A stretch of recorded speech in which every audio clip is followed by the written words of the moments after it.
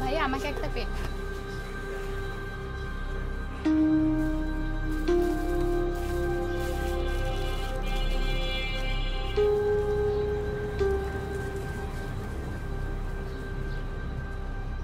এক বছর আগে পেট কেনার কথা আমরা কেউ চিন্তা করতে পারতাম না। দেখলেনি তো পেট কিনতে গেলে মানুষজন কিভাবে তাকায় থাকে, মনে করে এটা একমাত্র গোপন ব্যাপার, এই ব্যাপার নিয়ে আমরা মেয়েরা কথা বলতে পারবো না, এটা আমাদের লজ্জাজনক ব্যাপার, এটা আমরা আমাদের মধ্যেই রাখবো, কারোর সাথে শেয়ার করতে পারবো না। এই জন্যই মিনস্ট্রাল হাইজিন নিয়ে অ্যাডোলেসেন্ট কিশোরীরা যে সমস্যাগুলোর মধ্য দিয়ে যায় এবং যেই বাধাগুলোর মধ্য দিয়ে প্রতিদিন পার হয়, সেটাকে কিভাবে সমাধান করা যায় সেই উদ্দেশ্যকে সামনে নিয়ে আসলে আমরা এই প্রজেক্টটা শুরু করেছিলাম। এটাকে বলছি গার্ল লেড অ্যাকশন।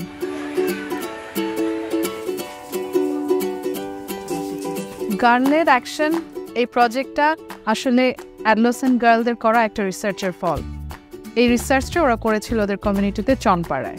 3 মাসে আমাদের শুধু গবেষণার ফল বের করি। আমাদের এলাকার কিছু কুসংস্কার আছে, যেমন হচ্ছে ঝাল কড়াই ধোয়া পানি দিয়ে ওনারা যৌনাঙ্গটা আছে ওইটা পরিষ্কার করে, তারপর হচ্ছে খার জাতীয় সাবান দিয়ে যৌনাঙ্গ পরিষ্কার করা, এগুলো নাকি তাদের দাদি নানি থেকে শেখা। যেখানে আমাদের মনে হয়েছে মেয়েদের মাসিকের এবং যৌন ও প্রজনন স্বাস্থ্য সম্পর্কে কথা বলাটা অনেক বেশি গুরুত্বপূর্ণ। আমাদের প্রথমে 5 দিনের ট্রেনিং হয়। 5 দিনের ট্রেনিংয়ে আমরা মাসিক ব্যবস্থাপনা, যৌন ও প্রজনন স্বাস্থ্য সম্পর্কে জানতে পারি। ট্রেনিং পাওয়ার পর আমরা মেন্টর অ্যান্ড ফেসিলিটেটর ভলেন্টিয়ারদের কাজ কি তা ভাগ করি। এগুলো ভাগ করে দেওয়ার পর আমরা কমিউনিটিতে চলে যাই এবং আমাদের কাজ শুরু করি। এলাকায় 5000 পরিবারকে সচেতন করেছি ডোর টু ডোর ভিজিট করে, এবং আমাদের তথ্য শুনে আমাদের এলাকার অনেক মানুষ সচেতন এবং তারা অনেক খুশি। ওনাদের কাজটা আমাদের কাছে ভালো লাগতেছে, কারণ কত মানুষ জানতে পারে না আগে, সব মানুষ জানছে বুঝছে। ওরা যদি মাঝে মাঝে আমাদের বাসায় এসে এরকমের আরও কিছু শিক্ষা দেয় তাহলে আমরা অনেক উপকৃত হব।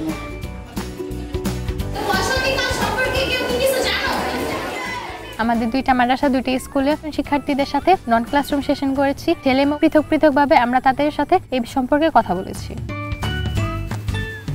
তারপর হচ্ছে এলাকার মেম্বার, চেয়ারম্যান, তাদের সাথে কথা বলছি যাতে আমাদের এলাকার সকল নারী পুরুষ এই সম্পর্কে একটু স্বাভাবিক হয়, তাদের সাথে যেন আমরা এই সম্পর্কে খোলামেলাভাবে আলোচনা করতে পারি। আমাদের 12 জন কিশোরী আপনাদের এই অ্যাকশন এইড বাংলাদেশের নিযুক্ত করেছেন। এখানে যেভাবে তারা কাজ করতেছে এটা সুন্দর এবং দৃষ্টান্তমূলক। মানুষকে সচেতন করাটা এটা সমাজের নৈতিক দায়িত্ব সবার। যে মেয়েরা যে কাজগুলো করতেছে, যে মাসিক প্রক্রিয়ার সময় আমার কি করণীয়, আমি কি করব, এইভাবে ওরা মানুষকে সচেতন করতেছে। কাজটা আমার কাছে খুব ভালোই লাগে। প্রথম আলো অফিসে আমাদের এই মাসিক ও যৌন প্রজনন সম্পর্কে মিটিং করেছি তাদের সাথে, যেন তাদের পত্রিকাতে আমাদের বিষয়গুলো ছাপানো হয় এবং সকলকে জানানো হয়। আমরা রেডিও অফিসে গিয়েছিলাম। রেডিও অফিস আমাদের একটা মিটিং হয়েছিল যেখানে আমাদের লাইভ করা হয়েছে। আমরা মাসিক ও যৌন প্রজনন সম্পর্কে এগুলো তো তুলে ধরেছি। এই প্রজেক্টটায় যখন ওরা কাজ করছিল, আমরা চাইছিলাম যে ওদের একটা ধারণা হোক যে আসলে প্রজেক্ট কিভাবে ডেভেলপ হয়, প্রজেক্টে কিভাবে কাজ করতে হয়, কিভাবে প্রবলেমগুলো আইডেন্টিফাই করতে হয়। এরকম 3টা প্রজেক্ট কিন্তু ওরা নিজেরা ডেভেলপ করেছে, সেটার বাজেট তৈরি করেছে এবং নিজেরা ইমপ্লিমেন্ট করেছে। যার মধ্যে ছিল সচেতনতা বৃদ্ধির জন্য ওরা দেয়াল লিখেছে, ওরা পরিবেশের জন্য সবুজ গলি করেছে, ওরা গাছ বিতরণ করেছে। এরকম 3টা প্রজেক্ট কিন্তু ওরা নিজেরা ডেভেলপ করেছে এবং নিজেরা ইমপ্লিমেন্ট করেছে। এতটুকু দৃশ্যের মধ্যে বোঝাই চাইতেছে যে মেয়ে যখন পেট আনতে যায় ফার্মেসিতে, তখন বখাটে ছেলেরা অনেক সময় টিচ করে, প্রিজিং করে, খারাপভাবে ইঙ্গিত করে।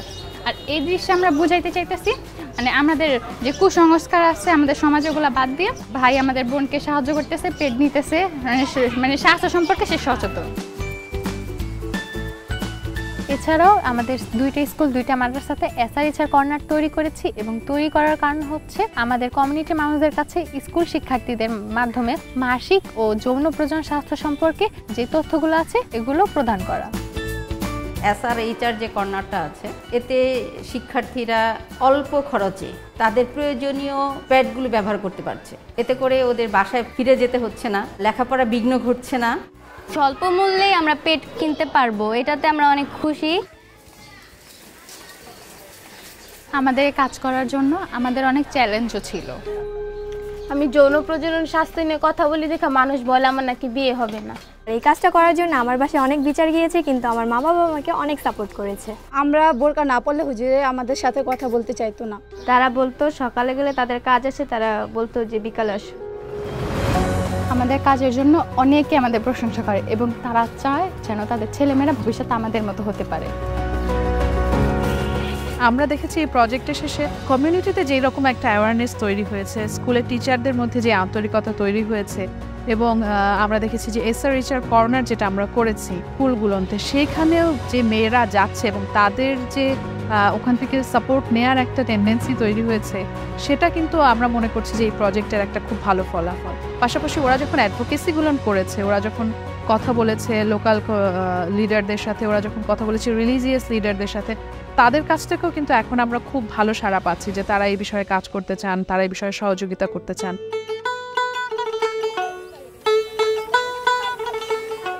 আমাদের এলাকার সত্যিকারের পরিবর্তনের জন্য দীর্ঘমেয়াদী পরিকল্পনা প্রয়োজন। ফেসবুকে আমাদের আরেকটু অ্যাক্টিভ হলে ভালো হতো। আমাদের সাথে ছেলেদের যুক্ত করলে ভালো হতো। আমাদের কাজটা আরো দীর্ঘমেয়াদী হলে ভালো হতো। যৌন প্রজনন স্বাস্থ্যের ওপর ছোট ছোট ভিডিও হলে আমাদের এলাকার মানুষদের বোঝাতে সহজ হতো। এবং আমরা কখনোই হারবো না, আমাদের কেউই হারাতে পারবে না। এটা তো সবে মাত্র শুরু, আমাদের এখনো অনেক কাজ করা বাকি।